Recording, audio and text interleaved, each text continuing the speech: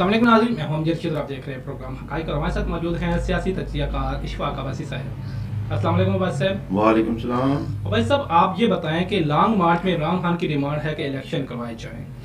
जो मौजूदा मुल्की सूरत हाल चल रही है, आपको क्या लगता है कि इलेक्शन इसके मुताबिक हो सकते हैं क्या?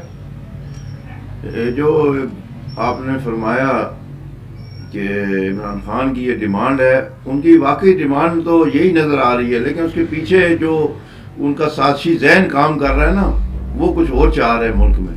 वो मुल्क में अफरा तफरी और फसाद और इंतशार की सियासत को जोर दे रहे हैं उस पर। लेकिन जहाँ तक इलेक्शन कराने का ताल्लुक है, इस वक्त जो है ना मुल्क की सूरत हाल वो इसके मुताबिक नहीं हो सकती। वो उसकी वजह यह है कि मुल्क में आपको पता है कि जून में जो सैलाब आया था, जो चारों सूबों में, और उसमें एक चौथाई जो इलाके हैं वो सैलाब से डूबे हुए थे, और वो आज भी वो सड़कों में और रोडों पे उन बेचारों की उन्होंने झोंपड़े बनाए हुए हैं, उनको वो इमदाद नहीं मिल सकी जो उनको मिलनी चाहिए थी। तो इस सूरत हाल में आप ये बताएं कि वो लोग किस तरह इन पार्टियों को वोट देंगे, या पाकिस्तान किस तरह मुकम्मल हो सकता है, किस तरह की जो एक तिहाई हिस्सा जो है वो वोट ही ना डाले। अगर उनके वोट बने होंगे तो वो वोट ही नहीं डालेंगे। मतलब उनके पास अब कुछ भी नहीं है ना, नाम के उनके पास कार्ड है ना, कुछ आईडी कार्ड भी उनके पास, उनकी शनाख्त ही नहीं है मेरे ख्याल से अभी। तो वो यही उनका बात है कि वो वोट कैसे डालेंगे, क्या हो सकता है? वो यही उनका सामान बह गया, तो ज़ाहिर है शनाख्ती कार्ड के बगैर तो वोट नहीं डाला जा सकता। तो उसके बाद फिर जब आप एक तिहाई हिस्सा जो है वोट नहीं डालेगा, तो इलेक्शन कौन तस्लीम करेगा, या उसका रेशो कम हो जाएगा ना। तो ये कोई अच्छी बात नहीं है। तो उनको आप रिलीफ दें, उनकी मदद करें, उनको अपने पाँव पे खड़ा करें, उनके घर बनाएं। ये हुकूमत का और अपोजिशन का मिल के ना ये काम होना चाहिए। ये काम नहीं है कि इलेक्शन कराएं जी, इलेक्शन कराएं। इलेक्शन इसका हल नहीं है मुल्क का इस वक्त। ये उसकी डिमांड जो है ना वो ठीक नहीं है, वो गलत है। उनको चाहिए खान साहब को कि हुकूमत के साथ मिल के। अब साहब, अच्छा आप ये बताएं, अगर फ़र्ज़ करें इलेक्शन हो भी जाते हैं, तो क्या अगर इलेक्शन हो जाते हैं तो मुल्क की जो मसाइल हैं वो हल हो जाएंगे सारे? अभी ये देखें ना, ये दूसरी एक और जो बात है, ये खान साहब की यही बात कह रहे हैं कि तमाम मसाइल का हल जो है इलेक्शन है। ये खान साहब की गलतफहमी है कि वो असल में ये झांसा दे रहे हैं लोगों को, अवाम को, कि आपका मसाइल का हल इलेक्शन है। भाई जब इलेक्शन होंगे, ठीक है, तो उसमें दूसरी पार्टी इक़्तिदार में आएगी या पहली आएगी, या ये वो समझ लें खान साहब के मैं जीत जाऊंगा। जो सूरत हाल उनको नजर आ रही है ना, हर बंदा अपनी बात करता है कि मैं भाई जीत जाऊं। अभी वो खान साहब को जो समझ आ रही है वो ये आ रही है कि इस अभी मौजूदा सूरत हाल में अगर इलेक्शन हुए तो हमारी पार्टी जीत जाएगी और हम फिर इक़्तिदार में। उनको सिर्फ इक़्तिदार तक पहुंचना है, इक़्तिदार पर आगे ना उन्होंने वज़ीर आज़म बनना है, बस। बाकी मसाइल किस तरह हल हो सकते हैं, ये 75 साल से यही काम चल रहा है। हर पार्टी, हर अपोजिशन लीडर यही कहता है जी इलेक्शन हो तो बस मसाइल का हल है। ये 75 साल से देख रहे हैं लोग, और हम भी, मुझे भी तकरीबन इस फील्ड में 32 साल हो गए, मैं भी यही देख रहा हूँ कि अभी हल होगा, अभी हल होगा। तो ये मसाइल का हल इलेक्शन नहीं है। मसाइल का हल ये है कि अपोजिशन और ये मिल बैठ के अवाम के जो मसाइल हैं उनका हल निकालें, मिलजुल के बैठ के इस मुल्क की तरक्की के लिए काम करें, और जो अमन कायम करें मुल्क में। जब तक मुल्क में अमन कायम नहीं होगा, आपके मसाइल नहीं हल होंगे। कोई इन्वेस्टर यहाँ पैसा नहीं लगाएगा, कोई मुल्क बैरून मुल्क जो भी कोई कंट्री है वो यहाँ पैसा कोई भी नहीं लगाएगा जब तक कि अमन नहीं होगा। जब इंतशार होगा, फसाद होगा, और यहाँ बम धमाके होंगे, कत्लो गारत होगी, कोई बंदा नहीं लगाएगा। हालांकि लोकल जो इन्वेस्टर है वो भी पैसा नहीं लगाएगा। ये एक इफेक्ट है। आप यूरोप कंट्री देख लें, वहाँ, या आप यूरोप तो दूर की बात, दुबई को देख लें कि दुबई में हर दुनिया के हर मुल्क ने वहाँ इन्वेस्टमेंट की हुई है। वो क्यों की है? वहाँ पुरअमन है, अमन की शांता है वहाँ पर, और कोई मसला नहीं है, कानून वहाँ काम कर रहा है। अब सब एक छोटी सी एक खबर चल रही है सोशल मीडिया पे कि जब से ये लॉन्ग मार्च शुरू हुआ हुआ है, मुल्क पूरी दुनिया के जो हैं सफ़ीर हैं वो इमरान खान से राब्ते में आ चुके हैं, ये इसमें कितनी सच्चाई है? देखिए ना, राब्ते से ये नहीं होता कि भाई कोई बीच में गड़बड़ हो रही है। सफ़ीर जो है ना वो इस मुल्क में अपना काम कर रहे हैं, वो उन्होंने यहाँ की जो सूरत-ए-हाल है सियासी, वो रिपोर्टें अपने ममालिक को भेजनी होती हैं। उन्होंने हुकूमत से भी रब्ता रखना होता है और अपोजिशन लीडर से भी। वो फिर दोनों की रिपोर्टें बना के तो अपनी हुकूमतों को भेजते हैं, ये उनका काम है।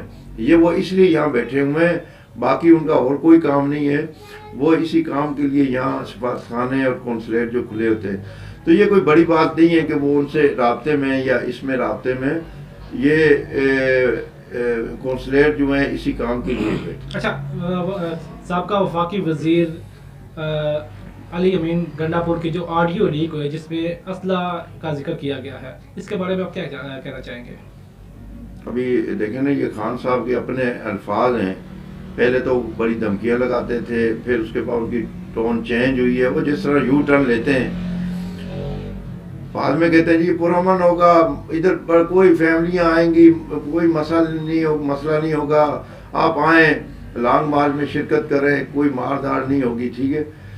अब अंदर से जो है ये जो काम कर रहे हैं, ये मैंने कहा ये झांसा देते हैं ना लोगों को और हुकूमत को, अवाम को। ये कहते कुछ है, करते कुछ है। अब इनका अपना ही वफाकी वजीर है, इसकी ऑडियो लीक हुई है जिसमें ये असले की बातें कर रहा है। एक शख्स है ना मालूम उससे कि भाई असला कहाँ रखा है, तो किधर है, तो वो कहता है ठीक है जी यहाँ है। अभी वो ऑडियो लीक हुई है, राना सनाउल्लाह वफाकी वजीर जो है दाखिला, उन्होंने ये प्रेस कॉन्फ्रेंस कल की थी, उसमें साफ वो कह रहा है। अब अगर उसकी ऑडियो नहीं थी तो अभी तक उसने तरदीद नहीं की उसकी। अगर उसकी ऑडियो हक़ाइक़ पे मबनी नहीं है और झूठी है या उसमें कोई फेक चीज़ है तो वो उसको तरदीद करनी चाहिए, तरदीद नहीं आई। फिर दूसरी बात ये है कि ये लोग इंतशार डालने के लिए ये पता नहीं कहीं कहीं इन्होंने पॉइंट बनाए हुए हैं जहाँ ये इंतशार डालें और ये सारा मलबा हुकूमत पे डालें। जिस तरह मॉडल टाउन हुआ था लाहौर में, और उसमें ये राना सनाउल्लाह तो नवाज शरीफ और शहबाज शरीफ को ऑडियो में तो देखिए इस्लामाबाद के बॉर्डर का जिक्र किया गया है कि जो पिंडी इस्लामाबाद का जो बॉर्डर है, ये कौन सी जगह आ रही है? लेकिन ना ये बॉर्डर कहीं भी उन्होंने कहीं कैंप का बात की है ना, किसी जगह कैंप लगाया है तो वहाँ पर वो असला अपने अपने बंदे रखने हैं। और वो जब देखे जब लॉन्ग मार्च आएगा या एहतजाज होता है तो हर किस्म का किसी को रोक कोई नहीं सकता, जिस किस्म का मर्जी कोई आए। उसमें अगर कोई 2-4 मर गए या कोई ऐसी बात होगी, इंतशार फैला, तो वो ज़ाहिर है सारा मलबा इन्होंने हुकूमत पे डालना है और इन्होंने फिर एजेंसियों से ऊपर ब्लेम डालना है। तो इनका असल मकसद ये है। लेकिन मैं देख रहा हूँ लॉन्ग मार्च में कुछ वीडियो भी आई हैं, तो उसमें आप देखें वहाँ जो लड़कियाँ हैं, औरतें हैं, वो कोई डांस कर रही हैं, कोई ऊपर स्टेज पे चढ़ी हुई हैं, वो भी किसी की बहनें हैं, किसी की माएँ हैं, किसी की बीवियाँ हैं। मतलब हमें तो नहीं पता चलता ये कौन सा कल्चर है पाकिस्तान का, ये कौन सा इस्लाम है, ये कौन सी रियासत मदीना है कि जिसमें ये काम करके तो आप अट्रैक्ट करें लोगों को कि भाई आए। ये तो जिस तरह नहीं वो मदारी होते हैं, वो यहाँ पर वो जो ख्वाजा सरा नाचते हैं तो लोग जमा हो जाते हैं उनको देखने के लिए। ये काम तो वो वाला काम है ना, ये सियासी तो ना हुआ। तो ये आप यानी नचा के क्या अट्रैक्ट कर रहे हैं लोगों को, अट्रैक्ट कर रहे हैं अपनी तरफ कि हमारे पास आए, चलें हमारे साथ, और ये भी चलता रहेगा सारा काम। तो ये सियासत नहीं है माजरत के साथ। ये खान साहब के लिए जो अच्छा साइन नहीं है। आज तो ये कर रहे हैं, लेकिन उम्र भर के लिए इन पर ये दाग लग गया है और ये दाग इन पे ता क़यामत चलता रहेगा। तो ये काम नहीं करना चाहिए। इनको सियासत के साथ साथ जो है ना, इनको समझना चाहिए कि जैसे जैसे ये कहते हैं मुझे 24 साल हो गए सियासत करते हुए। भाई सियासत करते 24 साल तो हो गए, लेकिन आपने सीखा कुछ भी नहीं है। पता नहीं कहाँ सियासत करते रहे। सिर्फ इंतशार और फसाद की सियासत नहीं होती, धमकियों की सियासत नहीं होती, ब्लैकमेलिंग की सियासत नहीं होती। अभी इनका कोई बंदा पकड़ा जाए तो उसको इन्होंने तशद्दुद किया, इनको नंगा करके तशद्दुद किया। भाई खान साहब, उनकी आप अपनी इज्जत नहीं तो उनकी इज्जत का ही ख्याल कर लें। अच्छा, ये मुझे तफसील से बताइए कि ये नंगा करने वाली बात क्यों करते हैं? भाई मुझे देखे ना, मुझे खुद समझ नहीं आती कि खान साहब इस वक्त 70 साल उनकी उम्र है और ये यानी बचकाना बातें करते हैं जी। वो उसको नंगा कर, अभी वो आजम सवाती वो पोते पोतियों वाला होगा, नवासे नवासियों वाला होगा, उसकी भी बात पे ये इसको स्वाति को नंगा करके मारा। यार लोग कुछ बात होती है तो छुपाते हैं, पर्दादारी करते हैं, लेकिन ये खान साहब स्टेज पे खड़े होके और ये उसने ये किया, पता नहीं उसने नंगा किया भी है कि नहीं किया, लेकिन इन्होंने उस पर दाग लगा दिया। इसी तरह वो दूसरे वो शहबाज गिल था, उस पर भी यही काम किया है, उसको नंगा करके।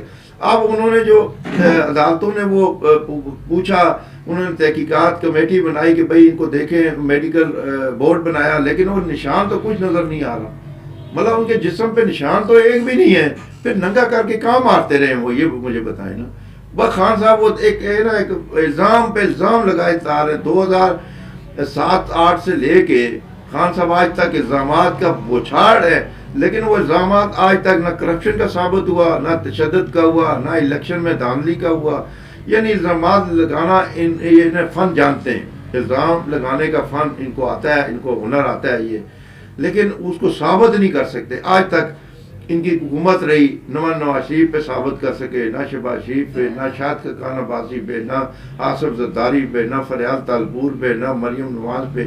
सिर्फ ये इल्ज़ामात लगाए जा रहे हैं कि ये कर दिया, वो कर दिया, कि भाई इदारे जो है ना हमें ये कि ये हमारे मजलूम है और इनके साथ। लेकिन देखें ना, अदालतें हैं या इदारे हैं, वो सबूत मांगते हैं। जब आपके पास सबूत नहीं है तो इसका मतलब है आप इल्ज़ामात लगा रहे हैं, आप ब्लैकमेल करके आप इदारों पे दबाव डाल रहे हैं। तो खान साहब ये वक्ती तौर पे तो आप दबाव डाल सकते हैं, लेकिन जब बंदे को समझ आ जाती है ना इदारों को या हुकूमतों को और अदालतों को, फिर आप जो है ना बेनकाब हो जाते हैं। तो लिहाजा हक़ाइक़ पे मबनी बात करें, तो झूठ पर झूठ, झूठ पर झूठ, कितना झूठ बोलेंगे। वो झूठ को थोड़ा सा नरम करें, सच्चाई पे आएँ, हक़ाइक़ और ज़मीनी हक़ाइक़ जो है ना उस पर बात किया करें। शुक्रिया अब्बास साहब। नाज़रीन, ये थे इशफाक अब्बासी साहब जिनका तज़किया आपने सुना। इनका कहना है कि इमरान खान सिर्फ इल्ज़ाम लगाना जानते हैं, इल्ज़ाम लगाने का फ़न नहीं आता है, वो हक़ाइक़ में बात किया करें। इसके साथ ही इजाज़त दीजिए, हमारे चैनल को लाइक, सब्सक्राइब और शेयर करना ना भूलिएगा। अल्लाह हाफ़िज़।